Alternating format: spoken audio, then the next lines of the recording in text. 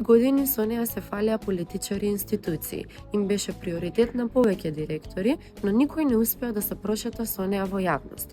Европската младинска картичка, која треба да нуди попусти за млади во разни области, денес е тешко достапна, а се чини дека покрај политичарите и младите забораваат дека постои. Поттикнати од тоа, решивме конечно да провериме дали и каде важат овие попусти. Па заедно со Ристо, кој е еден од среќните млади кои поседуваат ваква картичка, прошетавме низ центарот на Скопје до неколку од местата кои се на листата со попусти. Прво се упативме кон книжарницата Тримакс, каде ни кажаа дека со картичката има 10% попуст на речиси сите производи.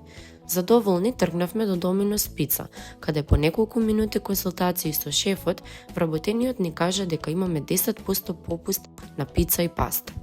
Агенцијата за млади и спорт има склучено договор со различни фирми во различни области, меѓу кои туристички агенции. Ние ја посетивме агенцијата Атлантис, која се наоѓа во близина на спомен куќата Мајка Тереса. И таму почекавме неколку минути, пошто ни кажаа дека на одредени понуди може да добиеме од 2 до 5% попуст.